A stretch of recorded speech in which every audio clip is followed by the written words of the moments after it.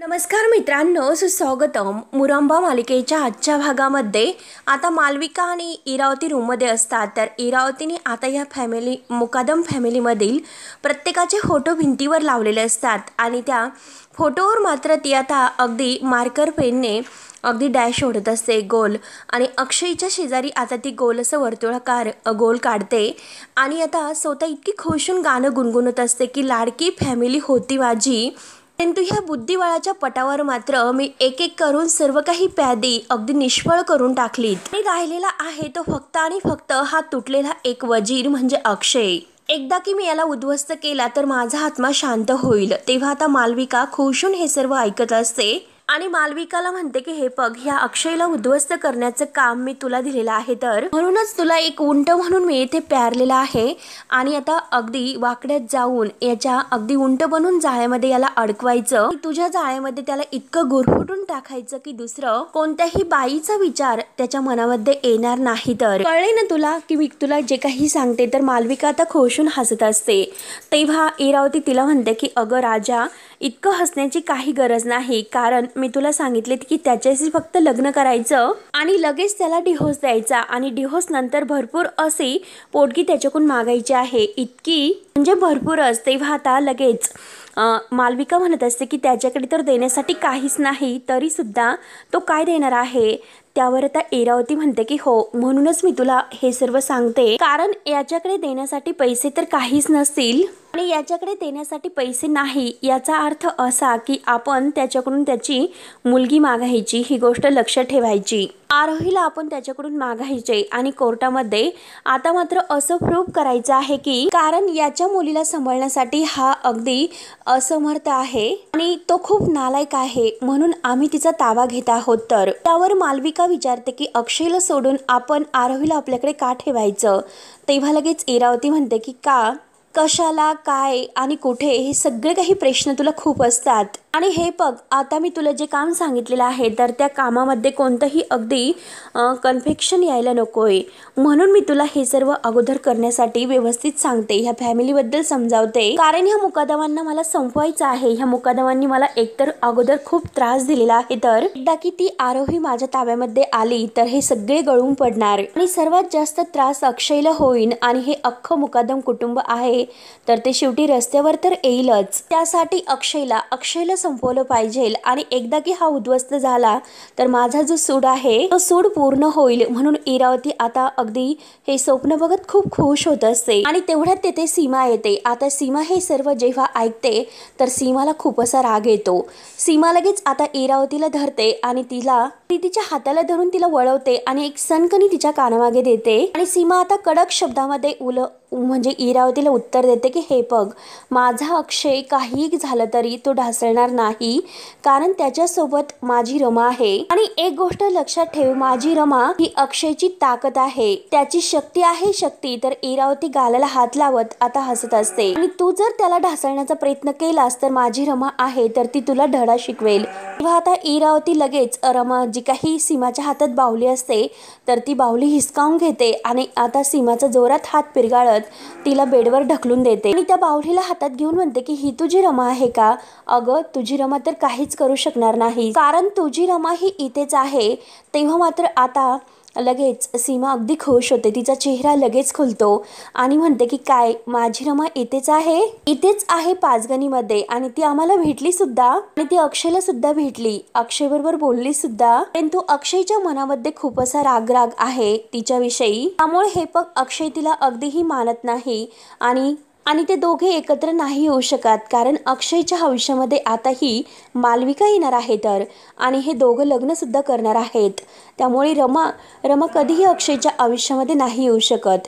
मालविका लगेच स्वतःकडे बोट दाखवत असते की मी अक्षय सोबत लग्न करणार आहे तर. आणि एक गोष्ट लक्षात ठेव, अगं जेव्हा यांचं लग्न होईल तेव्हा मात्र तुझ्या अक्षयला खूप असा त्रास देणार आहे मी, अगदी तुझ्यासारखाच अगदी मुकादम उद्ध्वस्त आणि तू सुद्धा कशी उद्ध्वस्त करून टाकली तशीच मी उद्ध्वस्त करून टाकणार आहे, तर भरपूर असं उद्ध्वस्त करून त्याला टाकणार आहे, अगदी रस्त्यावर आणून त्याची हाल मी करणार आहे. तर त्यावर आता सीमा म्हणते की नाही, तू असं नाही करू शकत, मी तुला असं नाही करून देणार आणि हे बघ, तू जर असे केले तर मी तुझा जीव घेईल. म्हणून सीमा पुन्हा इरावतीला धरते आणि इरावतीला धरून ती चांगली असडत असते. आता इरावतीची मान धरून ती इतकी जोरात दाबते आणि म्हणते की हे बघ, माझ्या अक्षयला जर हात तू लावला तर माझ्या इतकं वाईट कोणी नसेल, अक्षयला हात लावायचा नाही. तेव्हा मात्र आता इरावतीला इतका तिने ती तिचं मान म्हणजे दाबलेली असते, इरावतीला श्वास घ्यायला त्रास होत असतो. तेवढ्यात आता इरावती तिला धक्का देते आणि बेडवर लोटते आणि तेवढ्यात ही मालविका रागानेच आता इंजेक्शन घेऊन येते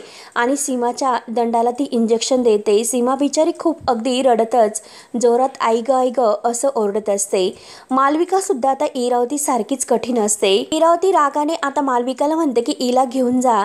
तेव्हा आता मालविका सीमाच्या हाताला धरते आणि आता ती बाहुली असते तर ती बाहुली उचलून घेते आणि त्या बाहुलीला आता इरावती म्हणत असते की हे बघ अगं रमे, मी आता तुझ्या अक्षयला इतकं काही अगदी या रस्त्यावर तर आणेल, परंतु आता त्याचं लग्न आहे ना, ही जी मुलगी आहे त्याच्याशी मी त्याचं लग्न लावून देणार आहे. तेव्हा मात्र आर्था हे सर्व ऐकत असते. आर्थाने आता इरावतीचा पूर्णपणे प्लॅन ओळखून तिचं रूप ओळखलेलं असतं आणि आता जोरात ती बाहुली फेकून देते आणि अरे मग राजा असं म्हणून जोरजोराने हसत असते. तेव्हा आता आर्थाला हे सर्व बघितल्यानंतर एक खूप मोठा धक्काच बसतो. तेव्हा मात्र आर्थाने हे सर्व ऐकलेलं असतं की रमा ही काकी पाचगणित आहे आणि ती काकांना भेटली सुद्धा, त्यामुळे किती काही झाले तरी शेवटी मला तिच्यापर्यंत पोहोचावंच लागेल, परंतु कसं पोहोचायचं. त्यानंतर आता आर्था विचार करते तर इकडे अक्षय आता फोनवर बोलत असतो की मला अजूनपर्यंत यादी नाही मिळाली, मी अगदी हे काम कसं करणार आहे, फोनवरच करणार आहे का. त्यानंतर आरोही धावतच तिचं ते चित्र घेऊन येते आणि म्हणते की बाबा अरे बघ ना, हे माझं चित्र तुम्हाला सांगितलं होतं ना त्यात घर काढायचं म्हणून, बघ मी घर सुद्धा काढले. आणि आता अक्षय हा म्हणजे आरोहीला म्हणजे रागवतो. तो तिला म्हणतो की हे बघ बाळा, आरोही म्हणते की अरे बघ ना बाबा, अरे किती छान चित्र आहे. तेव्हा अक्षय चिडतो. अक्षय म्हणतो की आरू, मी तुला एकदा सांगितलं ना मी काम करतो, तुला कळत कसं नाही की मी काम करतो म्हणून. मी फोनवर कुणाशी तरी बोलतो हे सुद्धा तुला नाही समजत का. तर आरोही पुन्हा ओरडते. आरोही म्हणते की अरे बाबा, अरे बघ ना पण. तेव्हा मात्र आता लगेच अक्षय खूप चिडलेला असतो. आरोही ऐकायला तयारच नसते. किती म्हणते की बाबा बघ, परंतु आता अक्षय रागानेच फोनवर बोलता बोलता तर चित्र फेकून देतो आणि सारखं सारखं तेच ते चित्र काढते. तुला दुसरं काहीच येत नाही का, सारखं सारखं तेच आपलं. म्हणून अक्षय ते चित्र जोरात अगदी फेकून देतो. तर आरोही बिचारी नाराज होते आणि आता ते चित्र फाटलेलं असतं. आरोही बिचारी रडते आणि परत ते चित्र अक्षयजवळ घेऊन येते आणि म्हणते की बाबा अरे तू हे काय केलंस, अरे माझं चित्र तू फाडलंस. त्यावर आता अक्षय रागानेच फोन ठेवतो की मी तुम्हाला नंतर फोन करतो म्हणून. आणि आता आरोही रडत असते. तर तेवढ्यात तिथे आर्था येते. आर्था ही आरोहीला विचारते की काय झालं. तेव्हा लगेच आता आरोही रडतच म्हणते की बाबा हे बघ, सगळेजण माझ्या आईचं चित्र फाडतात आणि आता तू सुद्धा हे चित्र फाडलं म्हणून ती रडत असते. त्यावर आता आर्था ही आरोहीला समजावते. अक्षय म्हणतो की हे बघ आरो, मी आता काम करतोय, मला डिस्टर्ब करू नकोस. तेव्हा आरोही रडतच ओरडते की हे बघ, मला तर तुझ्याशी आता एकही शब्द नाही बोलायचा, कट्टी आहे बाबा माझी तुझ्याशी. म्हणून आरोही रडतच आता आर्था तिला बाहेर घेऊन जाते की चल आरोही तू माझ्यासोबत चल. त्यानंतर अक्षयला वाईट वाटतं. अक्षय डोक्याला हात लावून बसतो. त्याला टेन्शन सुद्धा खूप येते. त्यानंतर आता इकडे रमा सुद्धा विचार करत बसलेली असते. आता रमाला सारखं आरोहीची आठवण येत असते.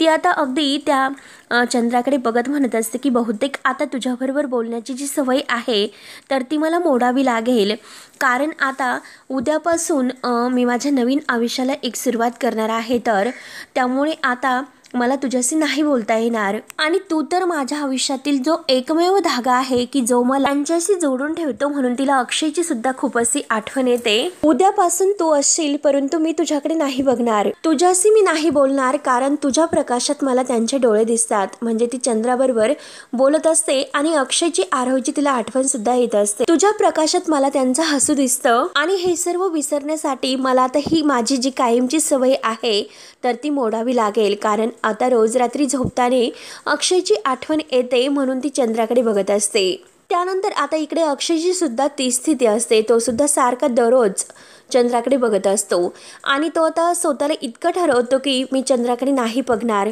पण तरी सुद्धा तो समोर दिसतोच आणि रमाची आठवण त्याला येत असते। तेव्हा आता तो सुद्धा स्वतःला म्हणतो की मला सुद्धा ही सवय मोडावी लागेल, कारण रमा अगदी मला तुला विसरायचं आहे। तर इकडे रमा ही अगदी चंद्राशी बघत बोलत असते की मी तुम्हाला विसरेल, पण तुम्ही मला विसरू शकाल का? रमाचे डोळे अगदी भरून येतात आणि अक्षय देवधर असं ती नाव घेते आणि खूप रडत असते। त्यानंतर अक्षय सुद्धा इकडे रमाची आठवण काढत अगदी म्हणतो की तू ना ह्या चंद्रासारखी असली, म्हणजे आहे की कितीही दूर जरी असली मनाच्या अगदी प्रत्येक कोपऱ्यात कोपऱ्यात तूच आहेस। रमाला आता आपल्या आठवणी, आपला संसार या सगळ्याची आठवण होते। आपलं हसणं, रडणं, सुखदुःखात एकमेकांची साथ देणं, जे काही सगळं आपल्यात घडलेलं आहे ते सर्व तुम्हाला विसरता येईल का?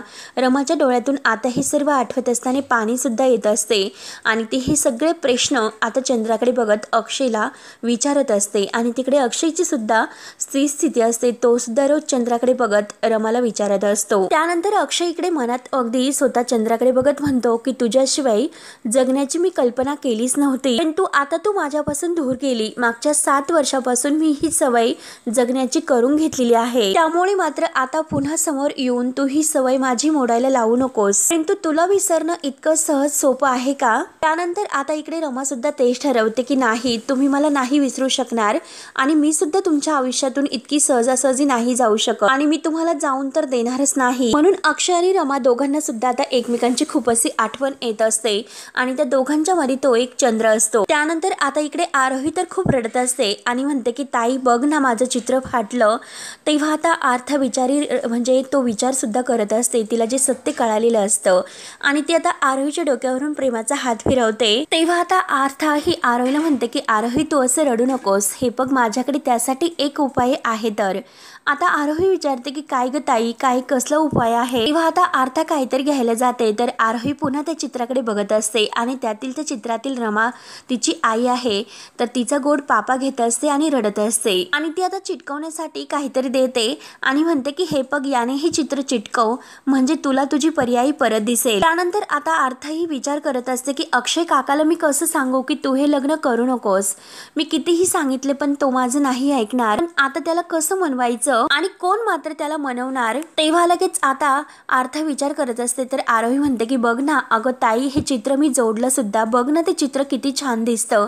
म्हणून आरोहीला आनंद होतो आणि त्या चिकट टेपने ती अगदी व्यवस्थित चित्र जोडते, तर तिला इतका आनंद झालेला असतो की आपल्या डोळ्यातील पाणी पुसते आणि आर्थाला म्हणते की हे बघ हा बाबा आणि ही मी आरोही आणि हे बघ ही पर्यायी आणि बघ ना किती मस्त, आणि हे बघ ना ताई, अगं जर पर्यायी माझी आई असती तर किती मस्त झाले असते ग। तेव्हा आर्था म्हणते की आरो हे बघ तुझी आई आहे ती इथेच आहे पाचगणीत। आरोहीला खूप असा आनंद होतो। तेव्हा आर्था पुन्हा तेच म्हणते की आरो तुझी आई आहे येथेच पाचगणीत। आरोही इतकी आनंदाने म्हणते की अगं ताई कुठे आहे ती सांग ना ग तू मला, अगं ती कुठे आहे, मी तिला खूप शोधलो पण तरी सुद्धा ती अजूनपर्यंत मला नाही भेटली ग, आपल्याकडे तिचा एक पण फोटो नाही ग। तेव्हा आता आर्था विचार करत असते की आता फोटो कसा शोधायचा म्हणून। आता अक्षय हा लॅपटॉपमध्ये रोज रमाचा तो एक फोटो बघत असतो, कारण तो आता त्या फोटोकडे बघत विचार करतो की तू मला सोडून गेली त्या दिवसापासून घरामध्ये मी तुझी एकही आठवण, एक वस्तू, एकही फोटो ठेवलेला नाही, पण आज मात्र मी तुला लॅपटॉपमध्ये जो फोटो आहे ती आठवण मात्र इतकी जपून ठेवलेली आहे। आणि हा एक फोटो होता तो मनापासून मला डिलीट करायचा नव्हता, परंतु मी मनापासून हे ठरवलं होतं त्या दिवशी माझंही तुझ्यावर असणारं प्रेम पूर्णपणे संपेल, त्या दिवशी मी हा फोटो डिलीट करील म्हणून। तू अगं रमा बघ ना आज इतकी वर्ष झाली पण तुझ्यावरचं हे प्रेम नाही संपत। तेव्हा आता अक्षय आता हे रमाला त्या फोटोकडे बघत खूप असा रडत असतो, डोळ्यातील पाणी सुद्धा पुसत असतो आणि रमाची आठवण त्याला खूप येत असते। किती काही झाले तरी अगदी रमाचं त्याच्यावर असणारं प्रेम आणि त्याचं रमावर असणारं प्रेम काही अगदी हे कुठेही कमी व्हायला तयार नसते। कितीही इरावतीने आता प्रयत्न केले तरी सुद्धा दोघे शेवटी एकत्र राहणारच असतात आणि आज मात्र रमाच्या फोटोपुढे आता अक्षय स्वतः हे सर्व कबूल करत असतो। तो कितीही आता रमाला दाखवण्याचा प्रयत्न जरी करत असेल पण तरी सुद्धा त्याचं आता फक्त आणि फक्त अजूनपर्यंत रमावरच प्रेम आहे, फक्त तो रमावर रागावलेला असतो। आणि त्या फोटोकडे बघत तो आता म्हणतो की बघ ना रमा, मी अजूनपर्यंत माझ्या लॅपटॉपचा पासवर्डसुद्धा बदललेला नाही. तर रमा अक्षय हा पासवर्ड म्हणजे असतो तेव्हा आता तो डोळ्यातील पाणी पुसतो आणि स्वतःला म्हणत असतो की रमा, पण खरंच तू आता खूप बदललेली आहेस, तू मला विसरलीस. आणि तेवढ्यात अर्थही अक्षयसाठी काहीतरी घेऊन येते आणि ती दरवाजा उघडून आता हे सर्व बघत असते. त्याच वेळेस तिला तो फोटो दिसतो तेव्हा आता अर्थ लगेच म्हणते की काका. तर लगेच आता अक्षय डोळ्यातील पाणी पुसतो आणि तो लॅपटॉप बंद करून घेतो आणि म्हणतो की बोल ना अर्था.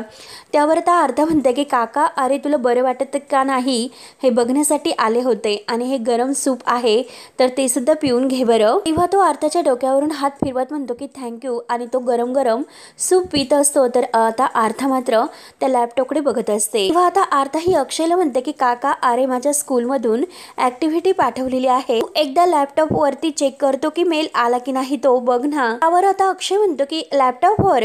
तर अर्थ म्हणते की हो. तर अक्षय आता मुद्दा म्हणतो की नाही ग बाळा, अगं आत्ता ओपनच नाही करता येणार, अगं नंतर येईन मी, नंतर चेक करतो. म्हणून तो लगेच उठतो आणि लॅपटॉप परत कपाटात ठेवून देतो.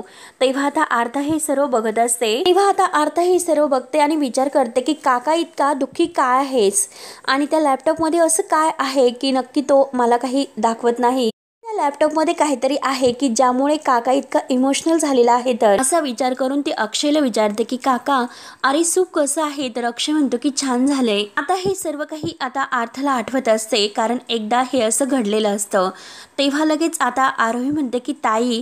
तर अर्थ म्हणते की अगं आरोही, तुझी आई आहे आणि तिचा फोटो सुद्धा आपल्याकडे आहे ग बाळा. तेव्हा आता हे ऐकून आरोहीला खूप आनंद होतो. आरोही म्हणते की खरंच, अगं अर्थ ताई कुठे आहे ग माझी आई, सांग ना ग ताई कुठे आहे माझी आई. तेव्हा आता अर्थ म्हणते की अगं तुझ्या बाबांच्या कपाटामध्ये, त्याच्या लॅपटॉप मध्ये आहे. तेव्हा आता आरोही थोडीशी नाराज होते आणि आता अर्थाला म्हणते की अगं ताई, पण बाबा मात्र आपल्याला त्याच्या कपाटाला सुद्धा हात लावून देत नाही, मग आता आपण तो लॅपटॉप कसं बघणार बरं आणि त्यामधील तो फोटो.